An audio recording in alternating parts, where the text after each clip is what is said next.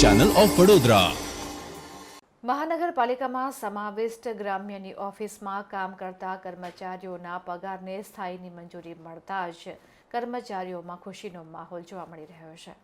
વડોદરા મહાનગરપાલિકાના વિસ્તરણના અંતર્ગત મહાનગરપાલિકાએ ઉંડેરા, ભાયલી, કરોડિયા, સેવાસી સહિતના ગામોને મહાનગરપાલિકામાં સમાવિષ્ટ કર્યા હતા.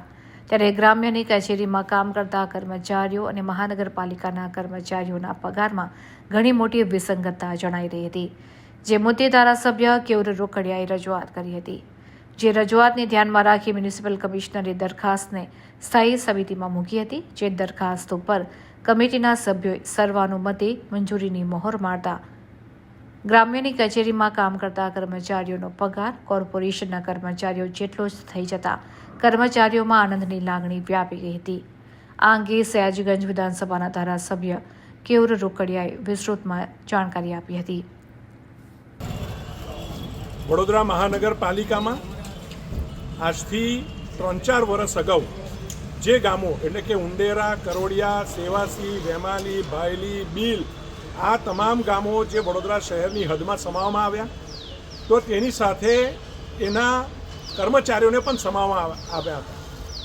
આ કર્મચારીઓનો ક્લાર્કનો પગાર એ 7,000 રૂપિયા હોય, કોઈ ખાડો ખોદારનો પગાર 2,000 હોય, કોઈ પાણીવાળાનો પગાર 1,300 રૂપિયા હોય, કોઈકનો પગાર 4,000 રૂપિયા હોય, અને એ જ ક્લાર્કની બાજુમાં કોર્પોરેશનનો ક્લાર્ક બેસે એનો પગાર 20,000 થી 25,000 રૂપિયા હોય.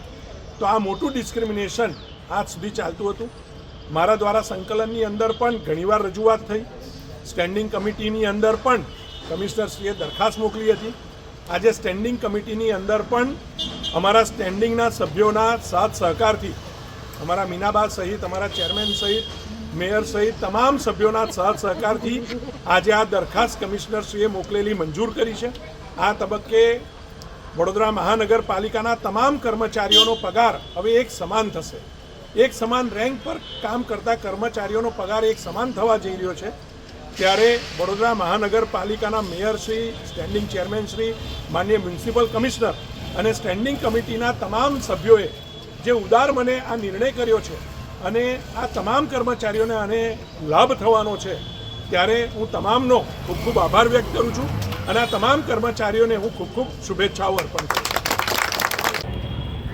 તારીખ 18/6/2020ના રોજ વડોદરામાં 7 ગામોનો સમાવેશ વડોદરા મહાનગરપાલિકામાં કરવામાં આવેલો હતો.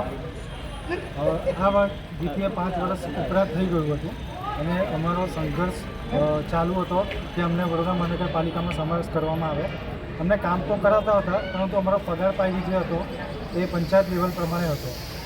ઘણા સંઘર્ષ કર્યા બાદ અમને એમએલએ કેયુર રોકડિયા સાહેબ તથા મીનાબેન તથા અન્ય કોર્પોરેટરોશ્રીઓએ અમને સાથ આપ્યો અને અમારી રજૂઆત વડોદરા મહાનગરપાલિકામાં કરી અને એ રજૂઆતના આધારે આજે સ્ટેન્ડિંગમાં અમારો સમાવેશ લીગલ જે અમને કહીએ કે ઠપ્પો વાગી ગયો છે, જેથી અમે હવે વડોદરા મહાનગરપાલિકાના કર્મચારીઓ છે અને બધાને એક સમાન પગાર મળશે એવું આજે એક ઠરાવ પાસ થઈ ગયો છે. જે બદલ અમે કેયુર રોકડિયા સાહેબ શ્રી, મીનાબેન તથા અન્ય જે 4 કોર્પોરેટરશ્રીઓ છે તેમનો ખૂબ ખૂબ દિલથી આભાર માનીએ છીએ.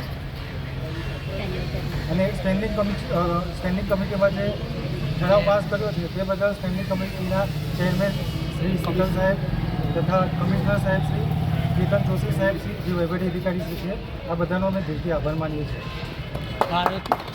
ભારત માતા કી જય.